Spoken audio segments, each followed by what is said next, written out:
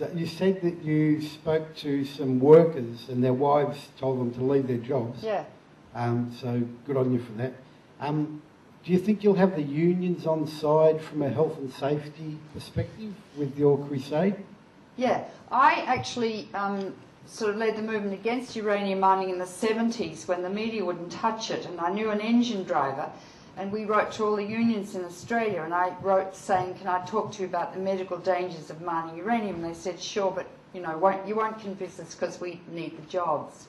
I remember addressing the Trades and Labour Council in Adelaide years ago, and I had 10 minutes, and for the first 5, the blokes all talked really loudly. They'd had a lot of beer, and I didn't know what I was going to do, so I started talking about the medical effect of radiation upon their testicles, and that absolutely shut them up. And that's what I did all around Australia. And then the ACTU passed a resolution that it would neither mine nor transport nor export uranium, and that lasted 5 years until Bob Hawke got into power and brought in the 3-mine policy, which is like being a little bit pregnant. I tried to talk to Hawke one night about this and he propositioned me. So that's kind of where the debate is still in the Labor Party. And, yeah. Next question, up there. Dr. Caldecott, I'd like to thank you on behalf of the people of this area for coming here.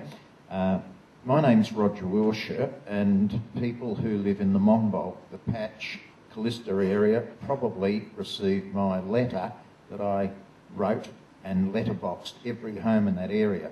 I did that after writing to John Howard when the Howard government proposed that nuclear energy be put on the table prior to the 2007 election. It so incensed me that the reply that I got from Howard in terms that were almost demeaning of my intelligence, that's what prompted me to letterbox those 2,000 homes.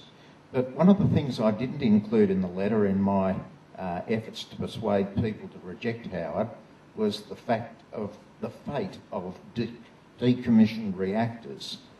Instead of talking in terms of a few hundred tonnes of highly irradiated fuel masses, we've got to talk in terms of the tens of thousands of tonnes of material that a reactor is made from. And that stuff will be radioactive for several millions of years. In fact, there hasn't been one nuclear reactor successfully decommissioned anywhere.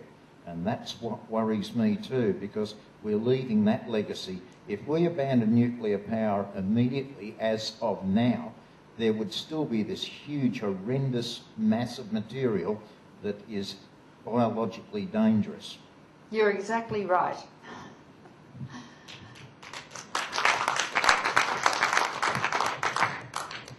Hello, my name is Ingrid, and I attended the Green Institute conference a few weeks ago, and I heard a really good talk by Mark Ogger, and he is from Beyond Zero Emissions, and he was actually talking about his blueprint that proves and demonstrates, and it's thoroughly costed and thoroughly researched, that we actually could be zero emissions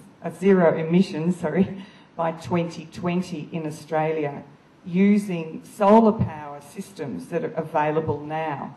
They are being used in Spain, France, Denmark, the USA, and they can give us baseload power. So if anyone's interested, you could look it up on Beyond Zero Emissions on their website, and if you go to the carbon neutral or zero carbon tag, you'll be able to see the blueprint.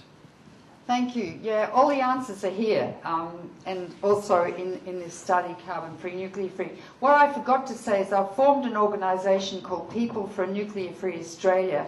I've got the brochures here. I'd love you all to join if you would.